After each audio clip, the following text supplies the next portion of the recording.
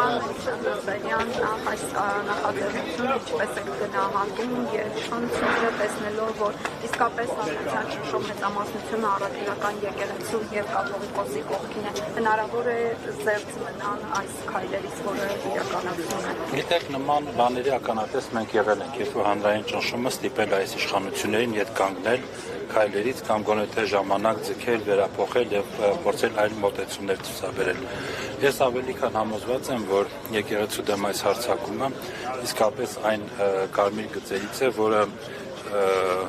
ի վիճակի է հանրությանը ոտքի հանել եւ հերթական անգամ ստիպել դավաճան իշխանություններին ետ կանգնել ազգային արժեքների, մեր հավատքի, մեր եկեղեցու դեմ հարձակումներից։ Կարծում եմ, որ նույնիսկ այս պահը մենք տեսանք, որ ընդամենը փոքրիկ կայծ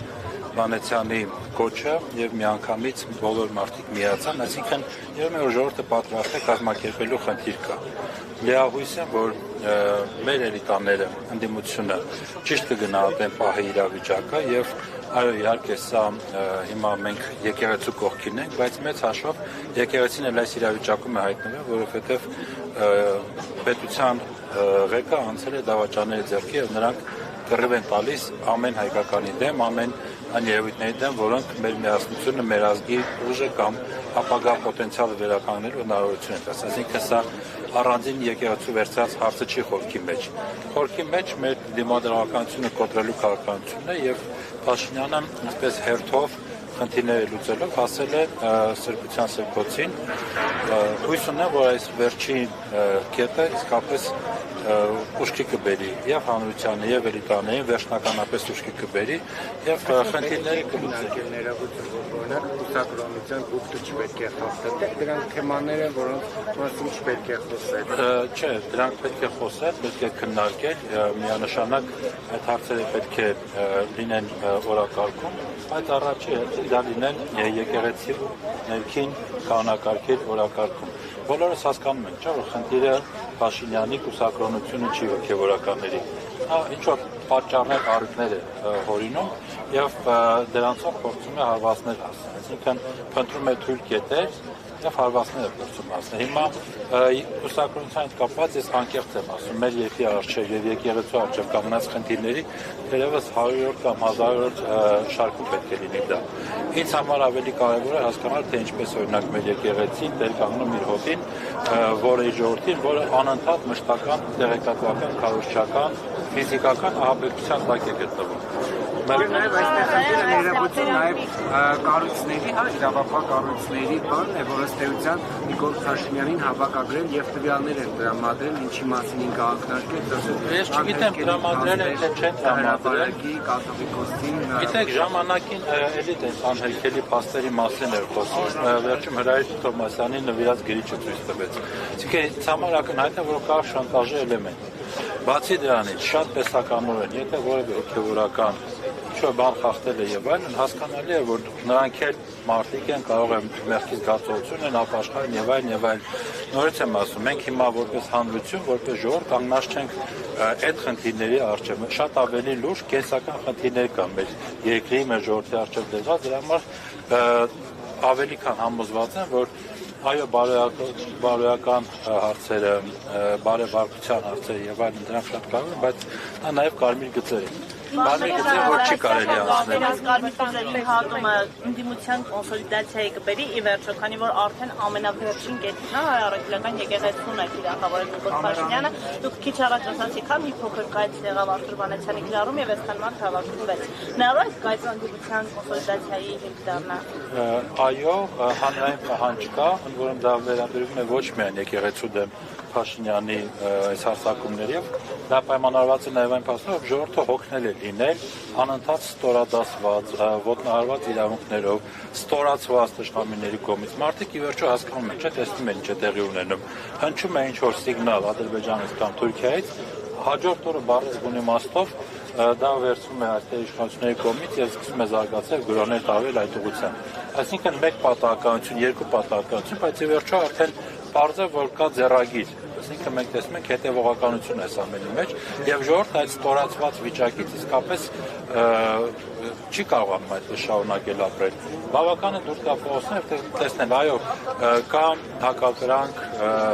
տարբեր քաղաքական ուժերի նկատմամբ, ընդդիմության նկատմամբ եւ այլն չենք թաքցնում դա, բայց նաեւ այս իրավիճակը, որ Ադրբեջանից եւ Թուրքիայից է մեզ վարկագիծ տրամադրվում, սահմանադրություն փոխել, չգիտեմ, այսպես կոչված սահմանազատման գործընթաց իրականացնել, եկեղեցու դեմ հարձակվել, քրթական ծրագրեր փոխել եւ այլն եւ այլն եւ այլն։ Այս ամեն ինչը վերջը բերում են մարդիկ հասկանում են, որ կառավարվում են Ալիևի եւ Էրդողանի կողմից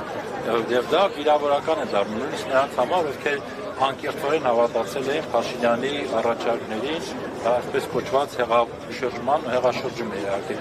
գաղափարների։ Պատերազմի վտանգ դուք տեսնում եք, քանի որ քիչ չեն նաև այն մարդիկ, ովքեր համակարծիք են Նիկոլ Փաշինյանի հետ, կիսվում են նրա գրառումներով, այո, պահանջում են,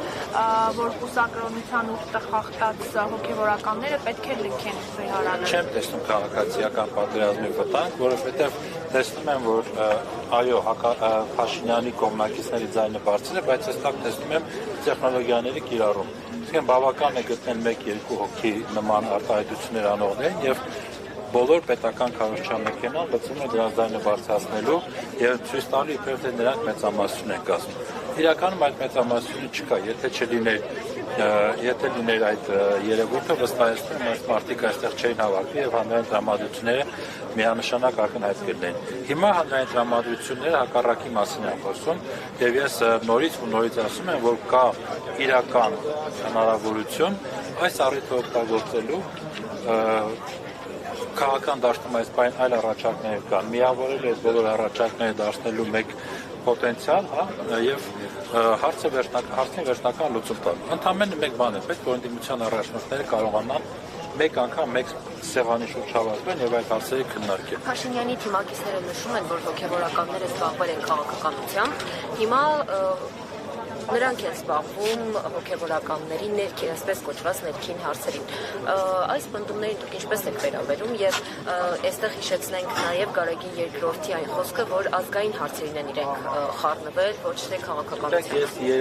Երանի կտայի, եթե մեր եկեղեցին իսկապես զբաղվեր քաղաքականությամբ։ Ցավոք սրտի ես ինքս շատ մեծ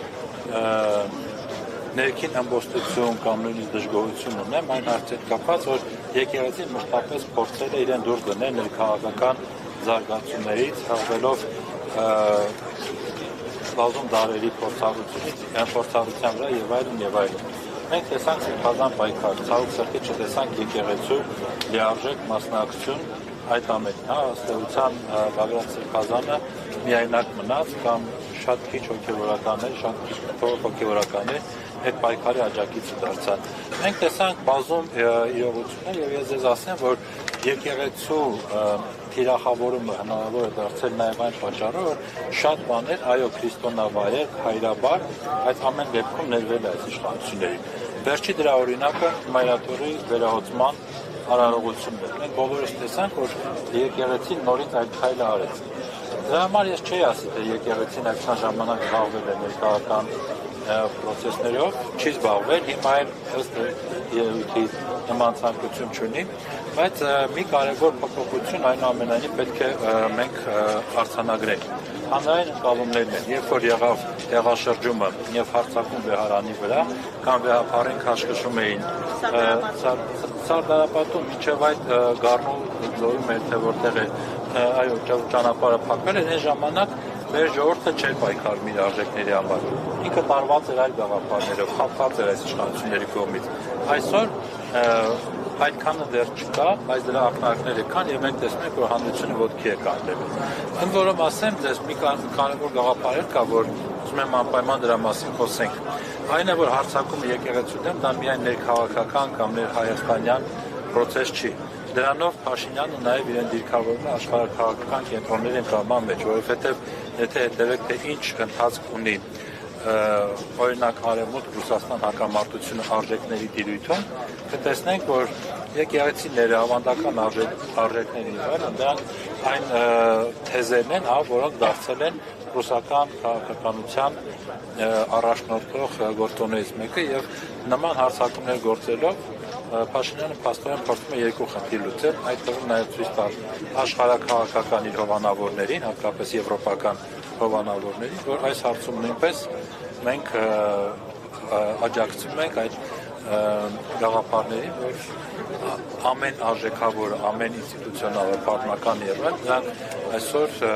մղում են երկրորդ պլան եւ Փաշինյանն նաև այդ ծառայությունն է մատուցում։ Գերագույն հոգևոր ժողովից հետո Մայրաթորի տարածած հաղորդագրությունը ըստ ձեզ որքանով է